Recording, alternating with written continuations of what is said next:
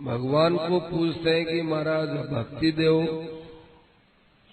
तो भगवान कहते हैं भक्तों के पास जाओ। भक्तों के पास जाते हैं तो कहते हैं हमको तो भगवान भक्ति देते तब भक्ति होती है, भगवान के पास जाओ। अपन किसके पास जाए? उद्धव जी को भगवान ने गोपियों के पास भेजा और गोपियों ने वापस भगवान के पास भेज दिया। उद्धव जी ने जब भगवान से विदाई मांगी तो ऐसा लगा कि क्या ये भक्ति मार्ग है। ज्ञान मार्ग कितना अच्छा है, जिसमें रोना नहीं, हंसना नहीं, कभी वियोग नहीं, कभी संयोग नहीं, कभी मिलना नहीं, कभी बिछुड़ना नहीं, एक स्वरूप का अखंड आनंद मिलता है। ये भगवान स्वयं सच्चिदानंद घन होकर के कभी तो यशोदा के लिए रो रहे हैं, कभी नंद जी का नाम लेके रोते हैं, कभी गोपियों के लिए रोते हैं। ये क्या है? ये रोना धोना तो संसार में बहुत होता है। किसी के घर कोई मर गया, वियोग हो गया तो रोना पीटना चालू हो गया। कभी कोई बिछड़ा हुआ मिल गया तो बस खुशी नहीं समाई। ये क्या भगवान है? और भगवान ने यहाँ तक कहा कि वो गोपियां मेरे बिना प्राण धारण नहीं करती हैं, बड़ी मुश्किल से जी रही हैं, एक ही आशा में कि कभी कृष्ण हमको मिलेगा, तुम जाकर संदेश सुना के आओ। भगवान ने कह दिया। भगवान के साथ उद्धव जी का बचपन से ही प्रेम था, चले गए। बड़ी झुंझलाहट लगी उद्धव जी को। और जब गोपियों के पास पहुंचे, गोपियों की दशा देखी, गोपियों का रोना धोना देखा कि एक कृष्ण के दूत समझ करके सब काम छोड़कर मेरे पास आ गई, सुबह से लेकर शाम तक मेरे यहाँ बैठी है, न इन्हें भोजन की परवाह है, न इन्हें बाल बच्चे याद आते हैं, न इनको घर का आराम याद आता है, केवल कृष्ण की चर्चा कर रही है। और एक जन्म की नहीं, कई कई अवतारों की बातें बोलती हैं। कितना विवेक है इनमें, कितना इनमें समझ है। ये वियोग अज्ञान वाला वियोग, इसमें ये जो रोना हो रहा है ये अज्ञान जनित रोना नहीं है, ये तो बहुत बड़ा ज्ञान है, उसमें रोना है। उद्धव जी खुद रोने लग गए। उनके रोने की अवस्था से उद्धव जी रोने लगे। ये भगवत प्रेम है। भगवान पास में, हृदय में, स्वरूप में विराजमान, फिर भी भगवान के लिए वियोग, फिर भी भगवान के लिए रोना। क्या ये गोपियों का प्रेम है। मन में विचार आया कि ऐसे प्रेमी भक्तों के पास भगवान मिलने के लिए आते क्यों नहीं है? भगवान आते क्यों नहीं है? जाके भगवान को समझाऊंगा, ये कहूंगा, वो कहूंगा। खूब उन्होंने मन में उपालंब लिया। और भगवान ने वहां दूसरी लीला की, आओ आओ उद्धव जी, आओ आओ, देखो भक्तों से मिलने के लिए चले। तब वहां गोपियों के पास तो गए नहीं, दूसरों के पास गए मिलने के लिए। एकांत में भगवान से पूछा,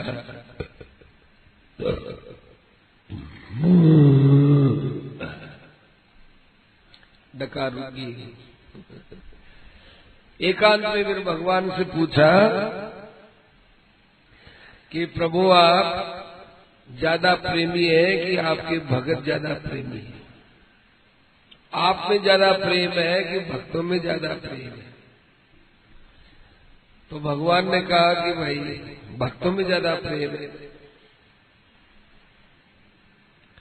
यदि तो प्रश्नोत्तर से पूछता है तो भक्तों में ज्यादा प्रेम है, ये कहूँ ना, प्रश्नोत्तर से नहीं, मैं तो आपका खुद का अंतरंग होकर पूछता हूँ कि तुमने क्या निर्णय किया है। कि महाराज आपके पास देखता हूँ, आपके पास आता हूँ, आपकी बात सुनता हूँ तो लगता है आप में ज्यादा प्रेम है। देखो कहाँ हस्तिनापुर पांडव लोग उनका समाचार पूछते हैं, कुंती का समाचार पूछते हैं, और कहाँ आप गोपियों के लिए मुझे भेजते हैं। यदि आप में प्रेम कम होता तो मुझे क्यों भेजते, और यदि आप में ज्यादा प्रेम है तो फिर गोपियों से आप मिलते क्यों नहीं? पांडवों की खबर लेने के लिए आप खुद क्यों नहीं चले जाते? हस्तिनापुर अक्रूर को क्यों भेजते हो? कुछ समझ में नहीं आया। भगवान ने कहा देखो तुम्हारी जगह कोई और होता तो मैं कहता कि भक्तों में ज्यादा प्रेम है। अब तू मेरा रह गया इसलिए तुझे बताता हूं कि मेरे में ज्यादा प्रेम है। मेरे में प्रेम इसलिए कि मैंने गोपियों के पास तुझे भेजा। गोपियों में से किसी ने भेजा क्या यार दूत बनाकर? वो उद्धव जी की समझ में आ गया। कहा कि महाराज इसका मतलब है भगत लोगों को चाहिए कि आपसे भक्ति मांगे। अब वो तुम जानो,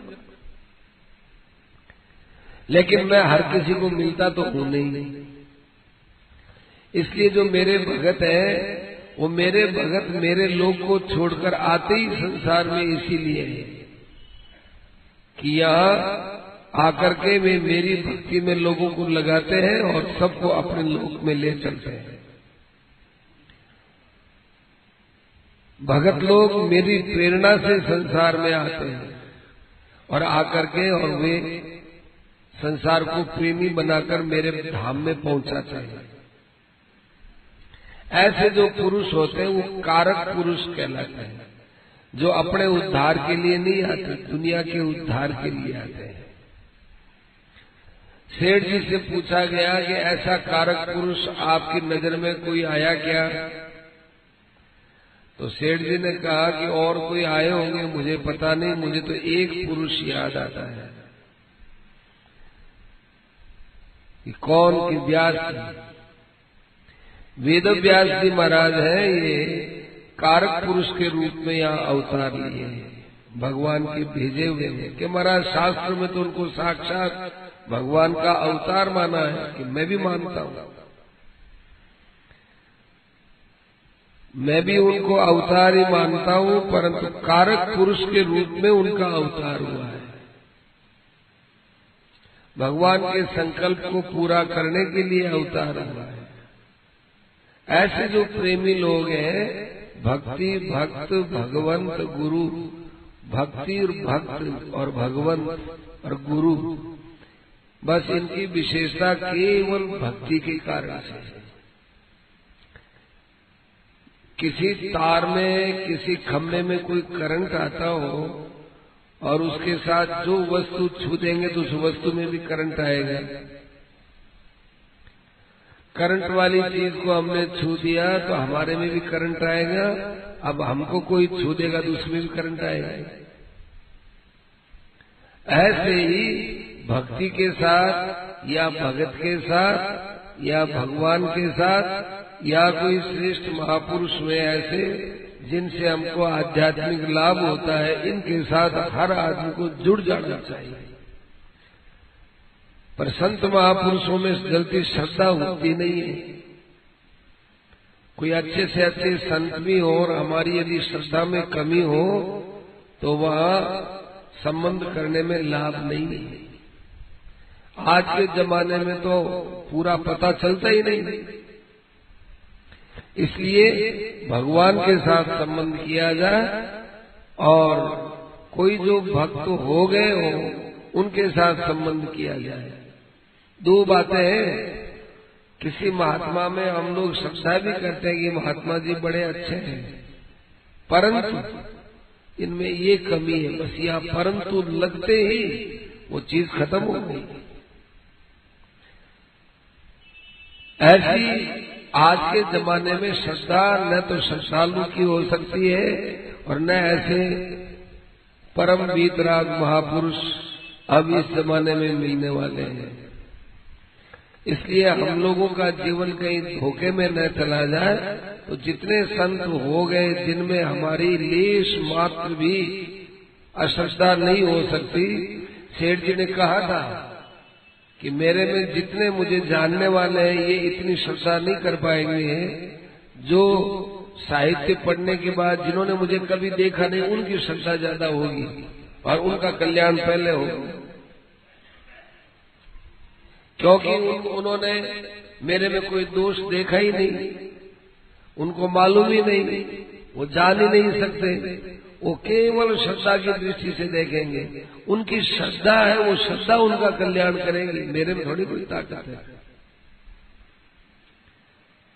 तो भक्त हुए, जितने भक्त हो गए हैं उनके अंदर हमारी श्रद्धा हो, भगवान में श्रद्धा हो।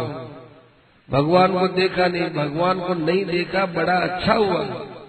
भगवान को यदि हम देख लेते तो हमारे कल्याण में बाधा पड़ जाती।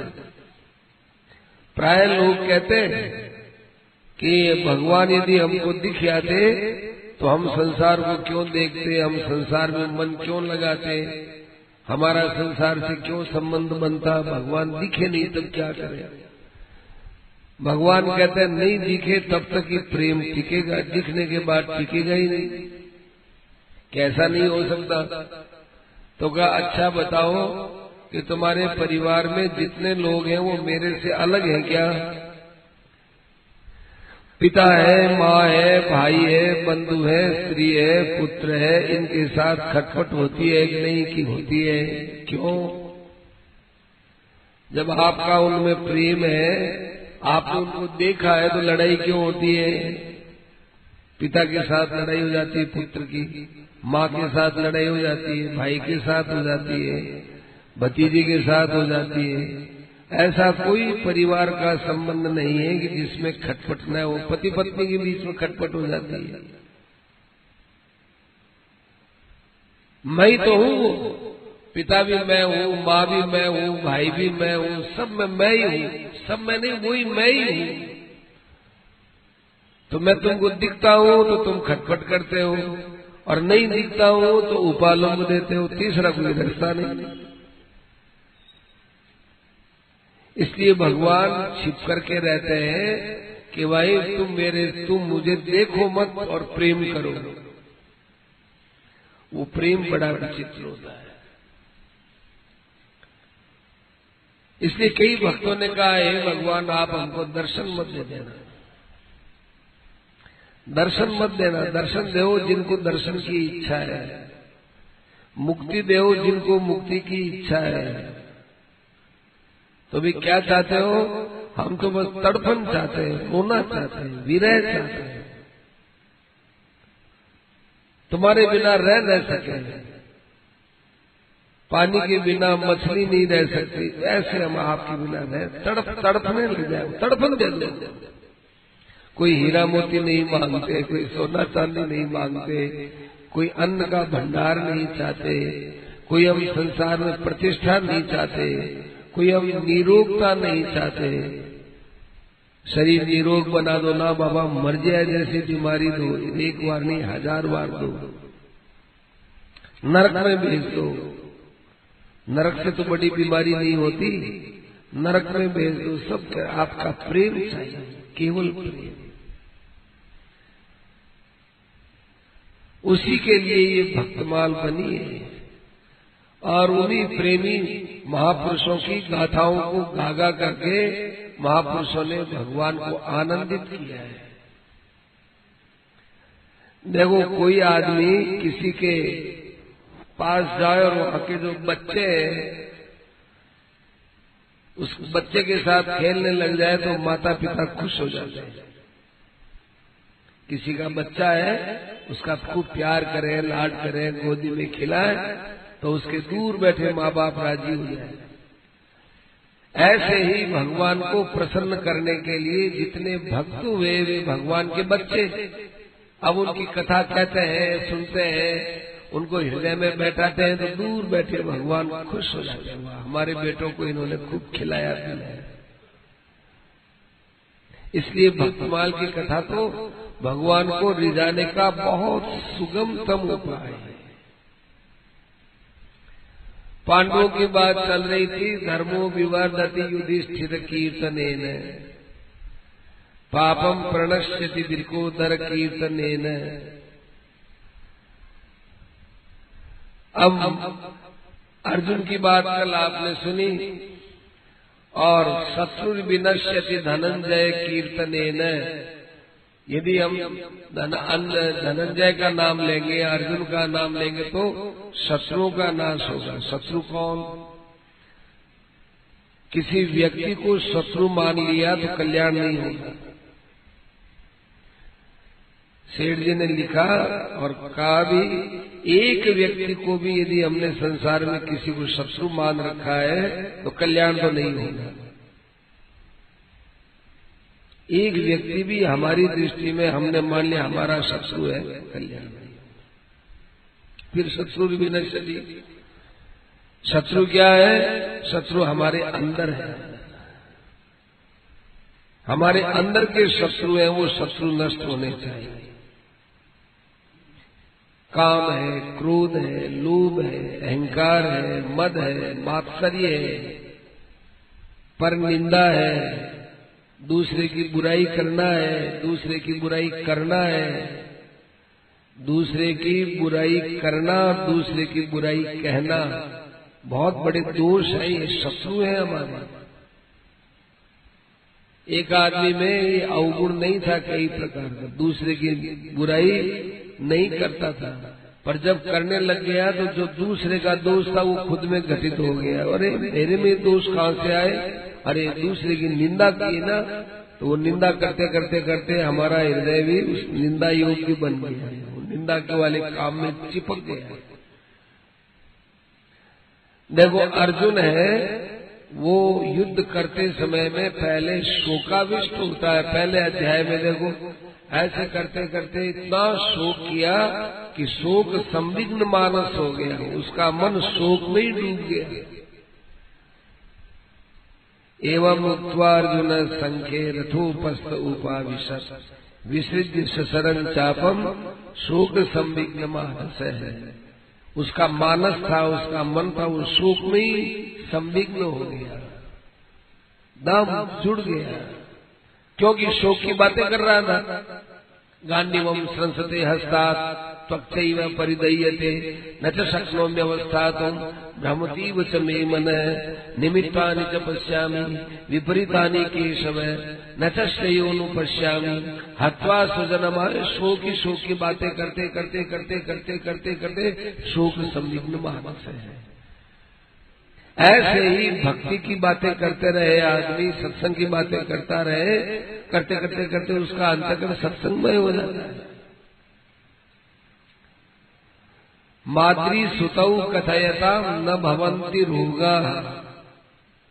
और जो नकुल और सहदेव की कथा करेंगे, सुनेंगे, उनके रोग नहीं होगा। रोग यही, कौन से रोग? शरीर के रोग नहीं, मानसिक रोग नहीं होंगे। रामचरितमानस के अंत में पूछा है काकभूषण जी से कि मानस रोग क्या है, तो बड़ी सुंदर व्याख्या है। अहंकार अति दुखद डमरुआ। अहंकार है ये दुखद डमरुआ। डमरुआ माने ये शरीर यूं हो जाए, गठिया हो जाए, गठिया, डमरू की तरह टेढ़ा मेढ़ा हो जाए शरीर यूं। अहंकार अति दुखद डमरुआ। क्रोध है, ये पित्त की बीमारी है, पित्त चढ़ जाए ऐसे क्रोध है। तो ये मानस रोग नहीं होते। क्यों? कि नकुल और सहदेव को याद करने से। नकुल और सहदेव में क्या बात थी कि नकुल और सहदेव वास्तव में देखा जाए ये पांचों पांडव वास्तव में एक ही थे।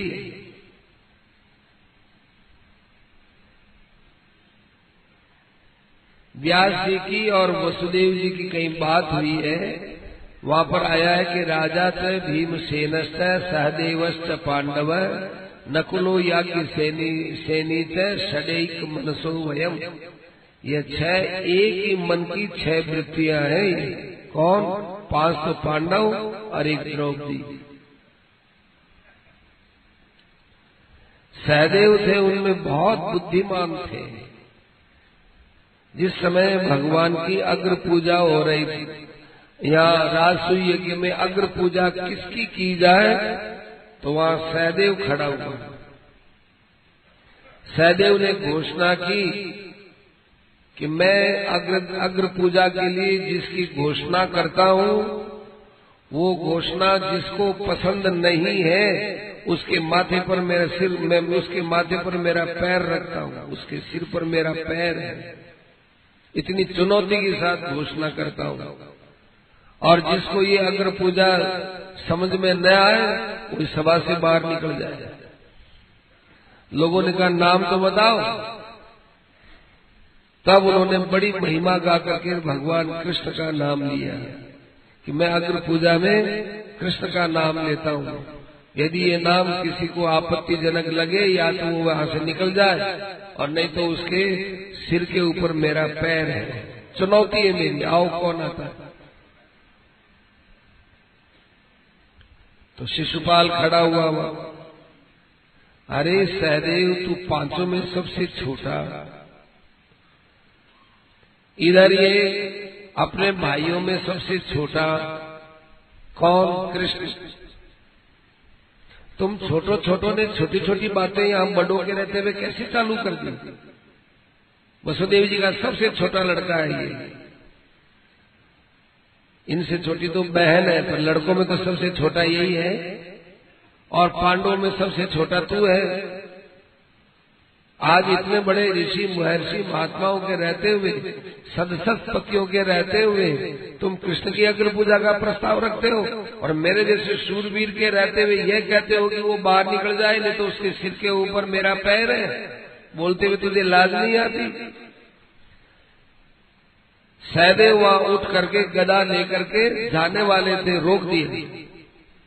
युधिष्ठिर ने कहा चुप, बैठ। चुप हो गए। भीष्म वगैरह भी तैयार हुए। भीम तैयार हुआ। भीम तैयार हुआ तो भगवान ने मना कर दिया, भीमसेन बैठ जाओ। भगवान की एकदम चोरी चढ़ गई। इसलिए नहीं कि मेरा अपमान हुआ, इसलिए कि अब इसका समय आ रहा है। सावधान किया, शिशुपाल सावधान हो जाओ। तुम्हारी माँ को मैंने तुम्हारे सु अपराध क्षमा करने के लिए कहा है, तो तुम्हारे इतने अपराध हो गए, अब तुम चुप हो जाओ। क्या कर लोगे तुम मेरा? ऐसे करके उसने 100 की संख्या की। भगवान ने सुदर्शन चक्र से वही उसका सिर काट दिया। सहदेव थे जो सबसे पहले खड़े हो रहे, ले जाओ इस लाश को, बाहर फेंको इसे। इतने सहदेव निर्भीक निर्भय है। स्वयं कुंती ने भी कहा है नकुल और सहदेव के लिए, ये सर्वधर्मार्थ विनिष्ट यज्ञो भयार्तानाम भयहर्ता मनीषी, जो सबके भय को दूर करने वाला है और दूसरे की रक्षा के लिए अपने प्राणों की भी परवाह नहीं करता। स एव वीरो नकुलो पतिर्वे, वो नकुल मेरा पति बने। और बुद्धि के अंदर, सभा के अंदर जो स्पष्ट बात कहने वाला सहदेव है, वो मेरा पति हो। इस प्रकार से नकुल सहदेव की बात। नकुल सहदेव का अपने भाइयों से ऊपर तीनों भाई है, युधिष्ठिर, भीमसेन और अर्जुन, इनसे कभी ऊपर इधर उधर गए ही, सदा इनके साथ रहे। तो उनका चरित्र ही इनका चरित्र माना जाता है। अश्विनी कुमार का रूप था ये। अब आती है कुंती की बात। कुंती थी, ये कौन थी? रिद्धि और सिद्धि आपने सुनी है ना? रिद्धि और सिद्धि, इनमें जो सिद्धि है, सिद्धि का थोड़ा सा जो अंश था, वो इस पृथ्वी पर अवतार लेकर आया, वो कुंती माना गया। इसीलिए सिद्धि के सारे गुण कुंती में मौजूद थे। कुंती भगवान की सगी बुआ थी, वसुदेव जी की सगी बहन थी और राजा शूरसेन की लाडली बेटी थी।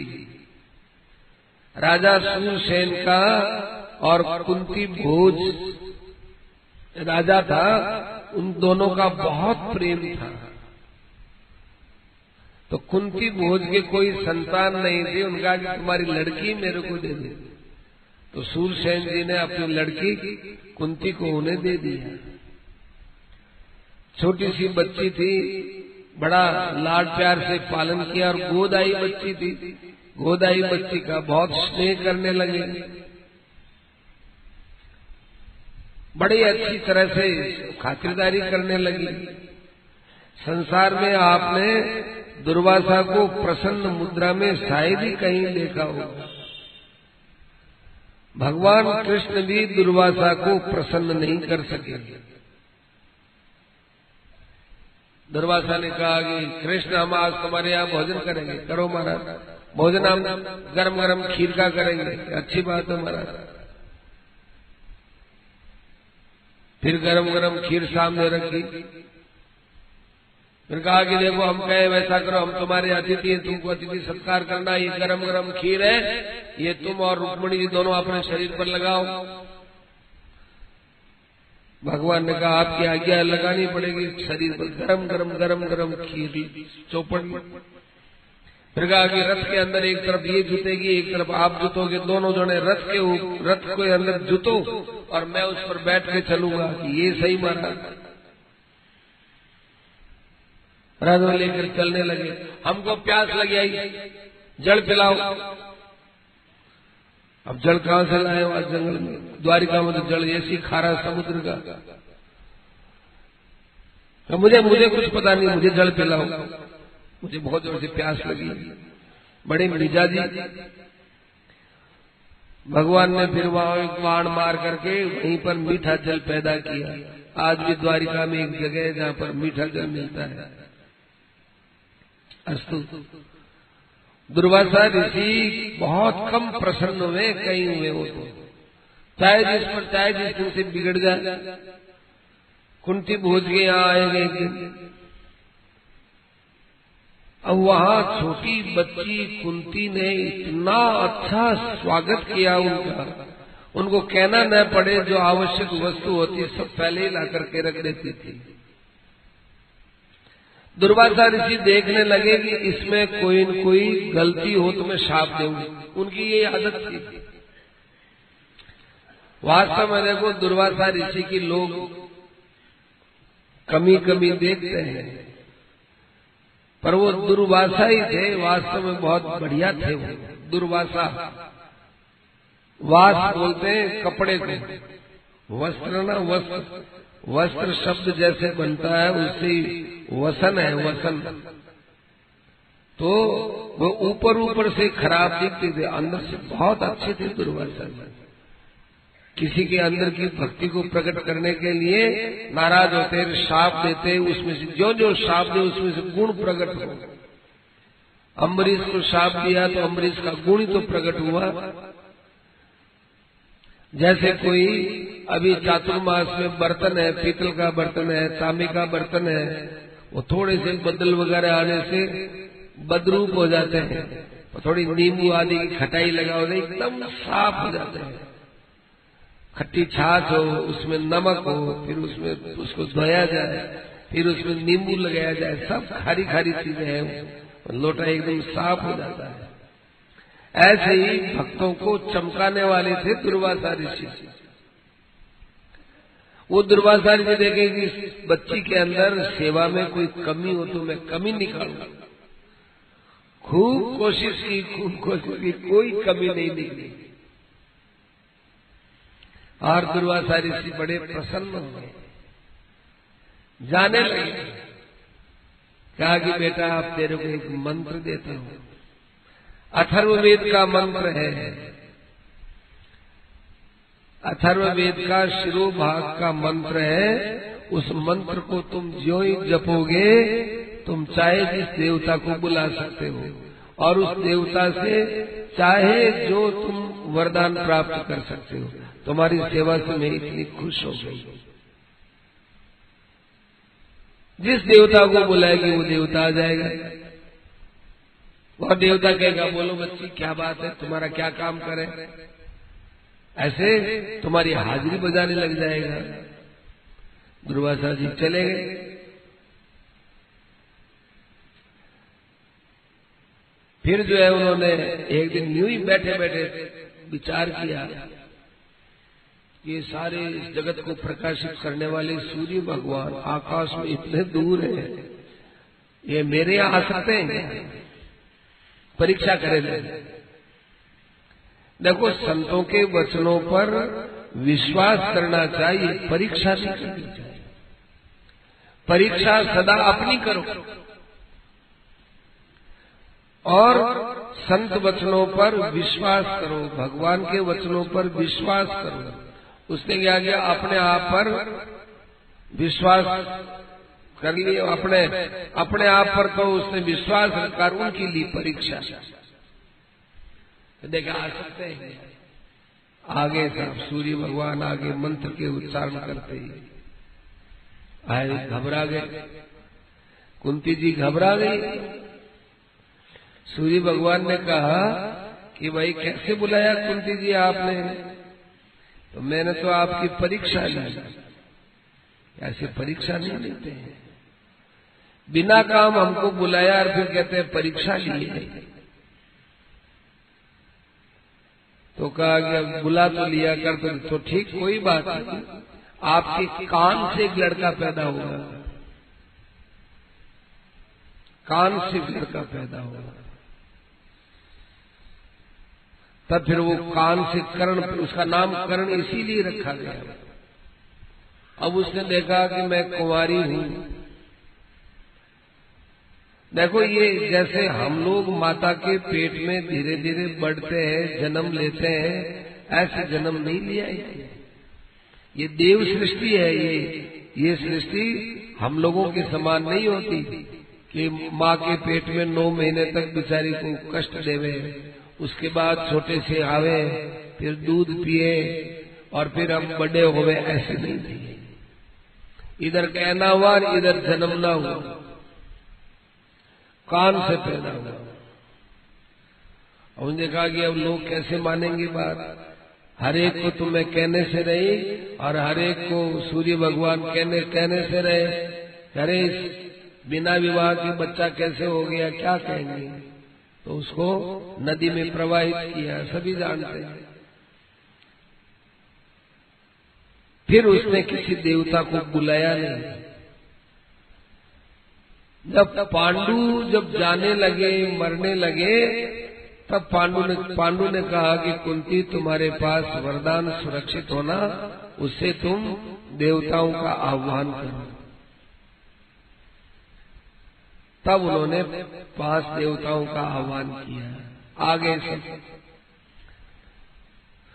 कुंती अपने पति के स्वर्गवासी होने के पश्चात धृतराष्ट्र और दुर्योधन की दुर्नीतियों के अंतर्गत बहुत कष्ट पाई, लेकिन बच्चों का पालन उसको विशेष रूप से करना था। सारे कष्ट सहन कर लिए, परंतु यही ध्यान में रखा कि भाई धर्म है और धैर्य, ये 2 छोड़ने लायक नहीं होते। धर्म को नहीं छोड़ा उन्होंने। खूब विपत्ति आई, परंतु अपना कभी भी मुख नहीं खोला और उस विपत्ति के लिए किसी को जिम्मेदार नहीं ठहराया। दूसरे के दुख में वो कभी पीछे नहीं रही। आपने सुना ना कल परसों, एक चक्रा नगरी के अंदर उस ब्राह्मण के परिवार का कैसे कष्ट दूर किया। पांडवों को जब राजगद्दी मिल गई, तब धृतराष्ट्र और गांधारी वहां से चुपचाप चले गए, तो कुंती भी साथ में रवाना हो गई। देखो आप, जेठ जेठानी की सेवा करने के लिए। कि आप लोग वन में जा रहे हो, आपकी सेवा कौन करेगा, क्योंकि आपको तो दिखता नहीं है और आप बुढ़े हो और आपने आंख पर पट्टी बांध रखी है। जेठानी जी, मैं यहाँ बैठी क्या करूंगी? इतने उम्र भर में कष्ट पाया और अब बेटे राजगद्दी पर बैठे और राजमाता के पद पर मानी गई कुंती, लेकिन वो सब राज सुख छोड़ करके अपने जेठ जेठानी की सेवा की। गांधारी ने बहुत मना किया, कुंती तेरी सेवा के समय में हमें हमारे अत्याचार याद आएंगे, हम शर्मिंदगी का अनुभव करेंगे, तुम अपने यहीं रहो, हमको अब जैसी गति है वैसी होने दोगी। तो आप चाहे कितनी बात कहो, मैं तो कोई ग्लानि मानती नहीं हूं, मैं तो प्रारब्ध को मानती हूं, मेरे भाग्य में था। दुख देना किसी आदमी के हाथ में होता ही नहीं।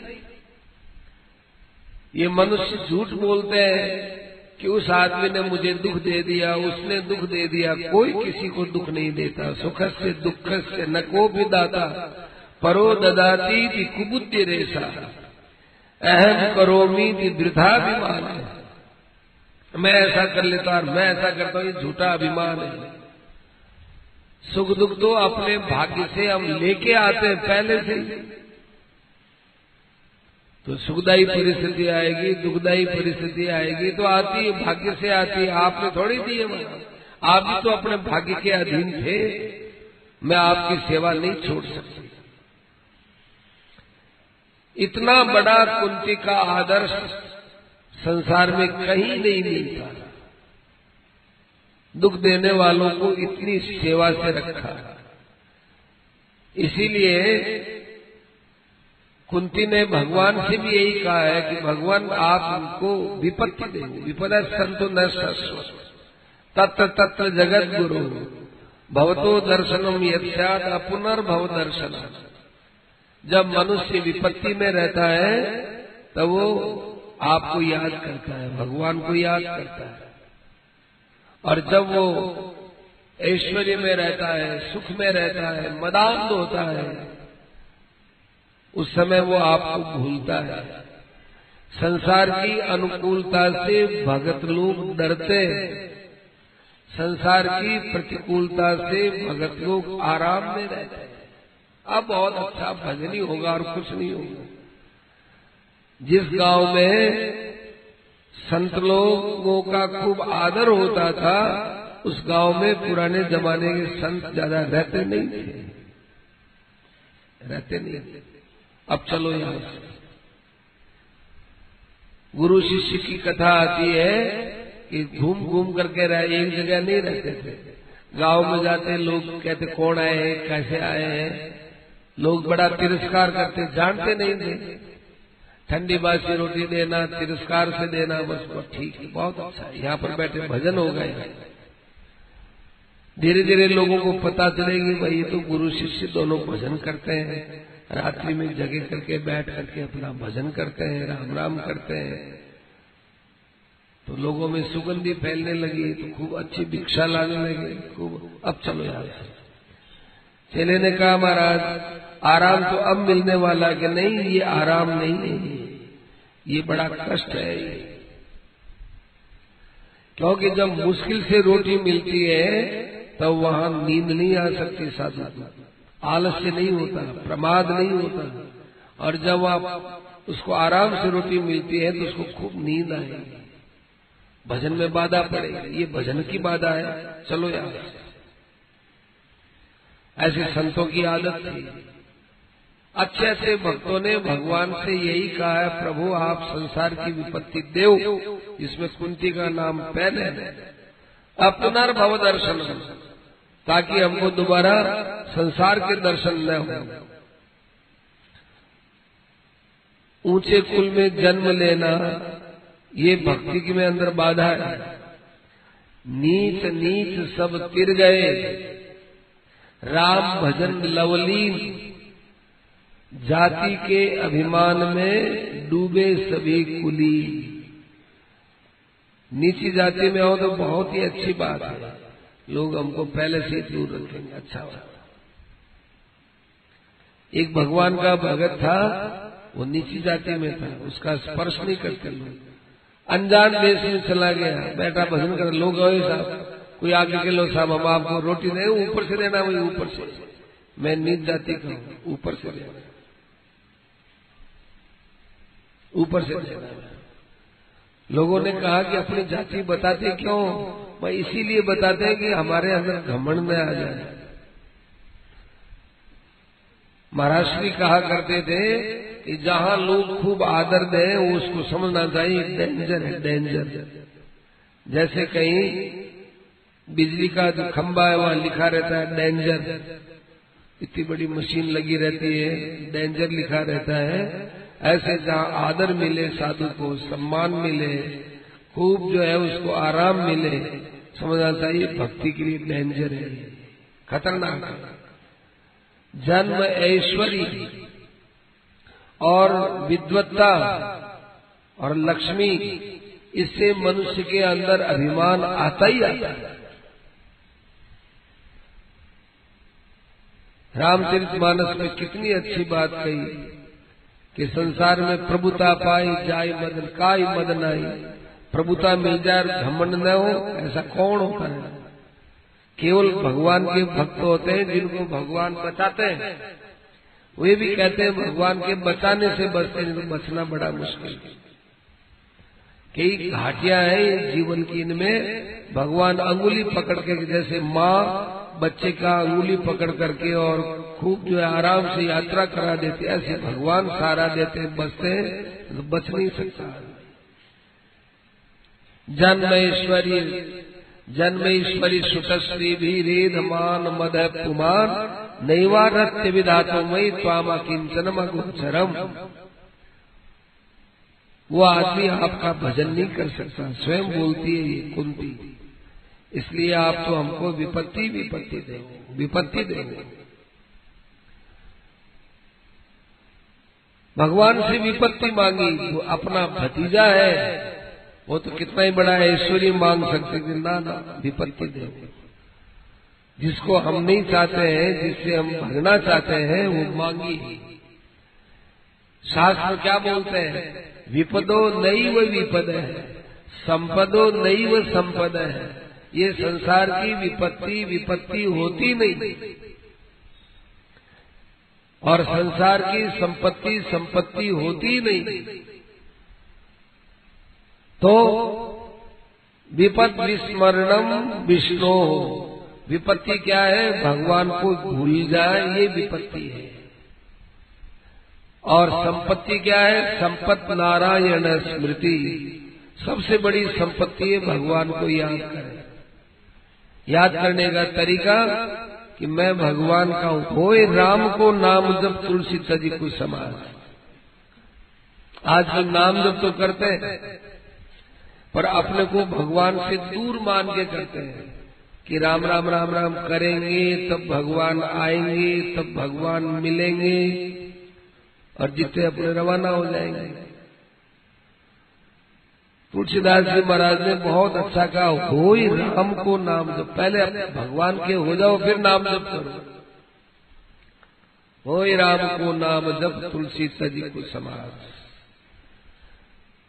जैसे पत्नी होती है, वो पति के साथ पहले पत्नी होने की पत्नी उसके साथ फेरा लेती है।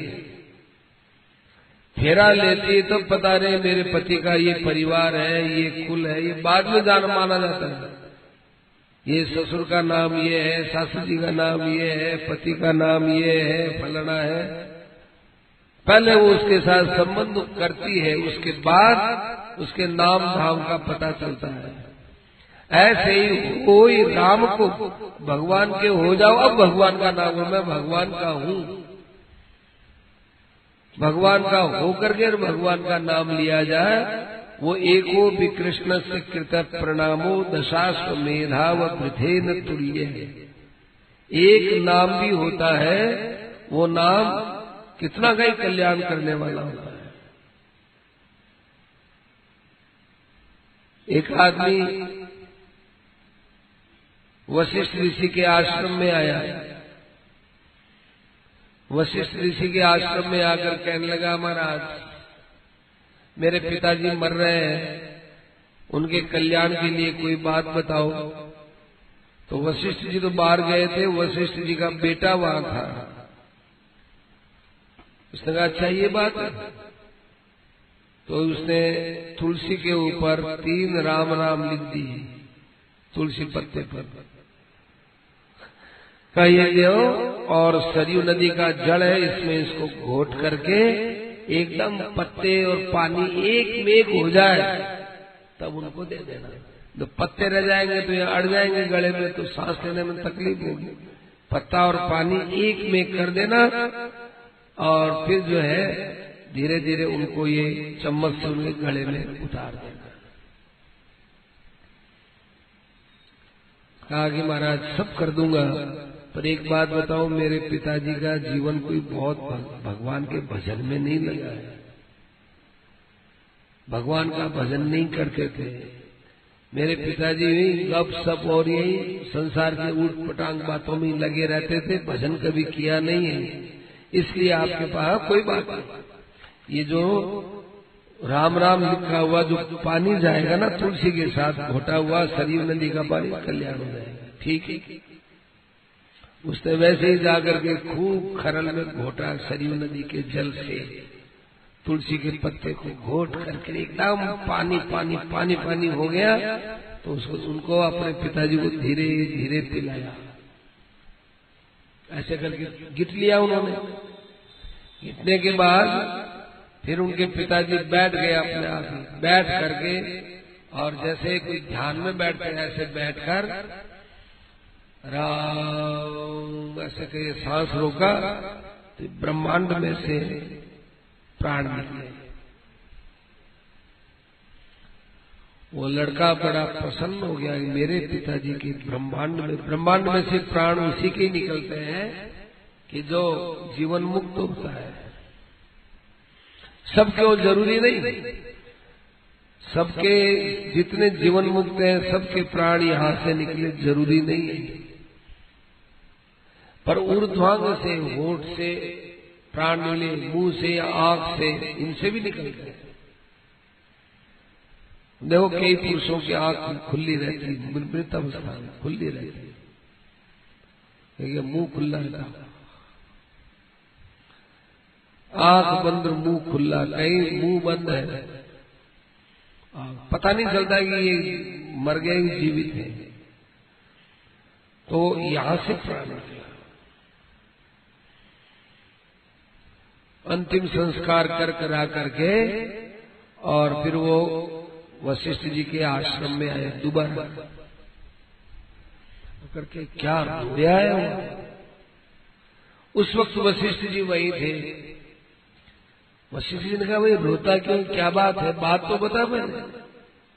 कि महाराज क्या बता, हम सबका उद्धार कर दिया आपने, कि क्या बात है, बात बता। मेरे पिताजी कभी भगवत संबंध करते ही नहीं, नाम लेते नहीं, कथा में नहीं, सत्संग में नहीं, ऐसे ही बस हाय हुई के अंदर ही उन्होंने जिंदगी बिता दी। आपका लड़का, आपका जो सुपुत्र है, उसने मेरे को बताया ये 3 नाम लिख ले और ये सरयू नदी के अंदर उन्हें सरयू का पानी लेकर के पिला दे, कल्याण हो जाएगा। तो साहब वो मैंने तो ऐसा ही किया, वो दिया, तो ब्रह्मांड से मेरे पिताजी के प्राण निकले। ये एक समाचार कहने आया हूं, आपका सुपुत्र कहाँ है। वशिष्ठ जी से एकदम आग लग गई। बुलाया अपने पुत्र को बुला करके कहा कि तू निकल जा मेरे आश्रम से, तूने चांडाल का काम किया है, तेरे समान कोई अपराधी नहीं है। उसने कहा महाराज क्या अपराध हुआ, ये देखिए खुद बता रहा है, तूने तुलसी के ऊपर 3 नाम लिखे महाराज, और फिर सरयू नदी के पानी में घोट करके पिलाने की बात कही। ये कहता है उससे ब्रह्मांडों का जो है छेदन करके गया, निकल जा तू नीच जाति में जन्म लो, शाप देता हूं। कहा कि महाराज मैं समझा नहीं हूं, मेरी गलती क्या हुई, मैं तो इसको अभी भी अच्छा मान रहा हूं, अभी भी अच्छा मान रहा हूं, मेरी गलती क्या है, मुझे गलती का बोध करा दो ताकि भविष्य में गलती ना करूं। माने नहीं। गुरुजी ने कहा कि देख, 3 नाम क्या, एक नाम यदि तू तुलसी पर लिख करके उसको पूरी सरयू नदी के अंदर डाल देता तो जब तक सरयू नदी धरती पर रहती तब तक उस सरयू नदी का जो जल पीने वाला होता उसके असंख्य प्राणियों का कल्याण होता। तूने 3 नाम एक आदमी के लिए खर्च कर दिया तो चला जाए और नीच योनि में जन्म ले। तो मालूम है ये निषादराज था, वो निषादराज ही वशिष्ठ जी का बेटा बना हुआ है, जन्म लिया निषादराज। रामचरितमानस को आप अच्छी तरह से देख लेना, नहीं समझ में आवे तो आपको बता देंगे। निषादराज की और पहले जब भरत जी की भेंट हुई है ना, उस समय निषाद को गले नहीं लगाया, वशिष्ठ जी ने दूर खड़े रहे। बाद में विचार आया कि इसके अंदर भक्ति पैदा हो गई, तभी तो भरत जी से इतना प्रेम किया है, राम जी से इतना प्रेम किया है। रात भर राम जी को इसने पहरा दे करके लक्ष्मण जी से ज्ञान लिया है, सब ज्ञान हुआ। तब वहाँ चित्रकूट के अंदर जब निषादराज मिलते हैं तब से बातों बात मिलते हैं वशिष्ठ जी से, उसकी भक्ति को देख कर। तो जन्म ईश्वरी सुतश्री भी रेदमान मदह पुमान। विपत्ति क्या है, भगवान को भूलना। संपत्ति क्या है, भगवान को याद रखना। कहा हम सोचने के नीचे स्तर पर आ गए, एकदम नीचे, कि विपत्ति क्या है कि रुपया नहीं है, और संपत्ति क्या है, खूब हीरा मोती रुपया पैसा जमीन जायदाद खूब और संपत्ति होगी। कह हनुमंत विपत्ति प्रभु सोई, जब तब सुमिरन भजन नहीं होई। मानव शरीर मिला और आपका भजन न करे, इससे बढ़कर जीव के ऊपर क्या आफत आएगी, सबसे बड़ी आफत है। स्वर्ग के अंदर बैठे देवता लोग हम लोगों को देख देख करके अचंबा कर रहे, रे मानव शरीर के अंदर ही कहाँ पड़ गए, ये तो हमारे पास बहुत है, खूब धन अपार वैभव। स्वर्ग में तो सिवाय अनुकूलता के दूसरा कुछ है ही नहीं, अनुकूलता ही अनुकूलता है। शरीर बीमार होता नहीं, सबसे बड़ी अनुकूलता तो ये है। शरीर माता के गर्भ के अंदर रहता नहीं, सबसे बड़ी अनुकूलता ये है। और मरता है तो जैसे यहाँ हम लोग मर जाते हैं, हमारे शरीर को लेकर के लोग जला देते हैं, ऐसे देवताओं में होता नहीं है। देवताओं का न तो गर्भवास होता है और न देवता लोग ऐसे मृत्यु को प्राप्त होते हैं, इसलिए अजर और अमर माने जाते हैं। जैसे ये कपूर है, ये बड़ा बड़ा अदृश्य होता है, ऐसे देवताओं का शरीर दिखते दिखते दिखते दिखते अदृश्य हो जाता है। देवता लोग एकदम प्रकट होते हैं। अग्नि और अग्निमय शरीर होता है उनका, तेजोमय शरीर। इस कारण उनमें कोई बीमारी नहीं होती, वात पित्त कफ की बीमारी नहीं होती। ये सबसे ज्यादा अनुकूलता इस सारी सृष्टि में हमारे पास, लेकिन हम बहुत दुखी है। दुखी क्यों? कि हमारे पास खूब संपत्ति है पर और संपत्ति की इच्छा होती है, कामनाएं होती है, क्रोध आता है, ईर्ष्या होती है। एक देवता के पास ज्यादा धन, एक के पास कम धन, तो वो आपस में अभिमान ईर्ष्या होती है कि इसके पास ज्यादा क्यों है, मेरे पास कम क्यों है। तब हम लोग दुखी होकर के भगवान से प्रार्थना करते हैं कि भगवान हमको मानव शरीर में भेजो, क्योंकि काम क्रोध लोभ अहंकार इन सब का नाश केवल मानव शरीर में हो सकता है और कहीं नहीं हो सकता। जैसे मेले से मेला, गंदे से गंदा कपड़ा है वो धोबी के पास ही डूबता है, साफ हो जाता है। ऐसे ही हमारी सारी जन्म जन्मांतर की बुराइयां, पाप, ये सब मानव शरीर में और केवल सत्संग में ही धुलता है, साफ होता है, और कहीं साफ होने की जगह नहीं है। मानव शरीर में हो, मानव शरीर में। तो हम जिस देवताओं के भोगों को चाहते हैं, देवता लोग उनसे तो बाबा हाथ जोड़ करके, पिंड छुड़ा करके यहाँ आना चाहते हैं, और हम यहाँ आ गए तो हमें भगवान के भजन की कोई परवाह नहीं है। काकभूषण जी ने कहा कि हानि की जगह ही सम कछु भाई, इससे भी बड़ी कोई हानि होती है क्या कि भजई न रामई नरतन पाई। मानव शरीर प्राप्त करके भगवान का भजन नहीं किया, इससे भी बड़ा कोई नुकसान, घाटा कुछ होता है क्या? शहरों में घाटा लग गया, व्यापार में घाटा लग गया, इज्जत में घाटा लग गया, वैसे घाटा लग गया, कोई नहीं बाबा, ये तो बहुत दूर पड़ा है, इससे आपका कोई संबंध नहीं। भगवान का भजन होता है कि नहीं? भगवान का भजन होता है, बस कोई घाटा नहीं।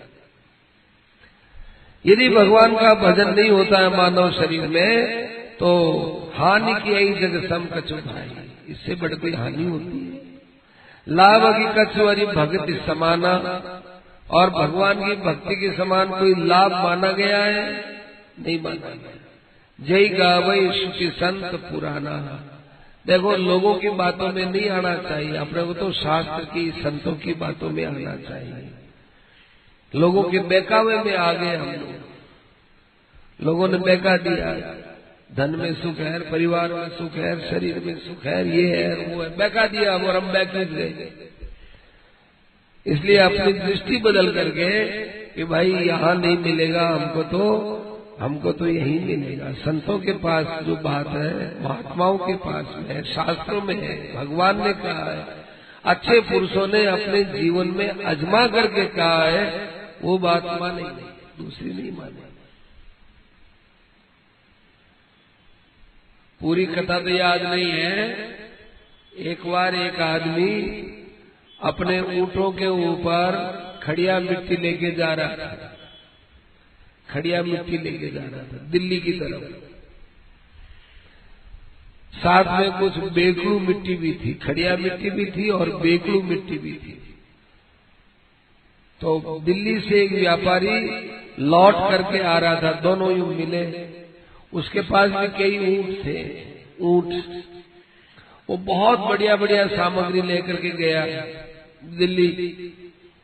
दिल्ली गया, तो वहां उसका सामान सस्ते भाव में बिका, तो उस जमाने में उसको हजारों रुपए का नुकसान आ गया, हजारों रुपए का नुकसान। तो वो आ रहा था, और ये आदमी यहाँ मारवाड़ से कुछ तो ऊंटों के ऊपर खड़िया मिट्टी और कुछ ऊंटों में बेकड़ू मिट्टी, अपने हथौरों की बेकड़ू मिट्टी लिए लेके क्यों जा रही हूँ? मिले दो। राम राम भाई, राम राम। काई ले जावे थारे ऊंटा पर तो बेकड़ी मिट्टी ले जाऊं, थोड़ी खड़िया मिट्टी ले जाऊं। अरे आ काई डाली, कोई बढ़िया चीज ले जा, दिल्ली रो बाजार है, मिट्टी बट कौन पूछे, मिट्टी बट कौन पूछे, मिट्टी काई ले जावे, बढ़िया चीज ले जा। तो कि थे बार कठू आया कि मैं बार दिल्ली आया, आप काई चीज ले गया? मैं बहुत बढ़िया बढ़िया अनाज बोरा मारने घालिया है। ऊंट रे ऊपर वो खूब मोटो सारो है, कालो कालो काई बोले मैंने साठी। हाँ, काम को लड़काई थे। तो अनाज, गेहूं है, चावल है, मक्की है, अनाज भर ले गया, अनाज तो सब खावई है। तो मैं देखा ले गया, तो फिर दान का मुनाफो योग घाटो कहीं मतलब घाटो हो गयो, माने घाटो हो गयो। अब थे आप मिट्टी ले जाओ तो मना अचंबो है कि कहीं था थाने कितो घाटो लागी, वो लागी तो लागी ले जाओ। थे तो उपदेश तो देव हो, लेकिन थाने लास्ट में थाने घाटो मिलियो तो ऐसो घाटारो काम थे करो, थारी बात ने गोली मान, थारी बात नहीं माना। चला गया आगे जार जठे लार आप ऊंटा रे ऊपर मिट्टी उट्टी वो सब भीग लगाए, धोरो सोग लगा दिए, कई आऊ मिट्टी डार में डाली, जितनी रात घटना रहा आदमी आया, बोल वही थारी मिट्टी तो कितना भाव में दे, बोल। वो बोले क्यों क्यों मांगो मिट्टी? अरे अगर दिल्ली रो बादशाह है, वो भयंकर बीमार हो गयो, तो डॉक्टर लोग वैद्य लोग भी ने किया है कि यदि धोरारी मिट्टी हुए बेगलू मिट्टी वीर पर सो जावे तो थारी आ बीमारी ने बार मिट्टी खींच लेवे, नहीं तो तुम बचलो नहीं मर जाए। रबे माने भेजा है राजा की हो कि महाराज दिल्ली रे मायने मिट्टी कट मिले, तो मैं कह रहा है कि नहीं, दिल्ली रो एक ऐसो बाजार है जो कोई चीज नहीं मिले, सब चीज मिले। अब देखो था मैं बहुत देर से ढूंढता, माने मिट्टी मिली कोने, आप मिट्टी माने मिल गई, लाओ काई बात जो मुंडा बोले जो रुपया ले दो और मिट्टी दे जैसी बात कर। वो मनसा रुपया लिया और मनसा रुपया ले और देर वो रवाना हुआ। वो रवाना हुई और अठिनो वो व्यापारी यूं आवे रब यूं मिले दोनों, वो और भी कई चीजा ले रहे हो कि बस घाटो खा रहा नहीं दिल्ली जा रहा। बाबा मैं तो घाटो खायो वो नहीं, घाटो नहीं खायो, मिट्टी बेच घाटो नहीं खायो। हो गया मैं तो इतना 1000 रुपया कमार लायो, इतना 1000 रुपया, ये झूठी बात, झूठी एकदम, मैं मानू ही वो नहीं, मत मानो। घाटो तो भारत लाग्यो नहीं, रुपया मार करना है, अब थे चाहे कहीं समझो बोले। ऐसे ही संसार का लोग अपन कहे कि भगवान की भक्ति बड़ी चीज को नहीं, यूं है संसार में धन ही बड़ो है, यूं बड़ो है, तो मैं वही वास्तव में ये मार्ग पर केवड़ा को नहीं। संत महात्मा कहे जी की बात मान। इस प्रकार से कुंती माता ने ये बात मानी कि संसार में जो विपत्ति आती है उससे मनुष्य का बड़ा सुधार होता है, उसका सदुपयोग करना चाहिए। अब आगे द्रौपदी की कथा है, बोलो। गोविंद जय जय गोपाल।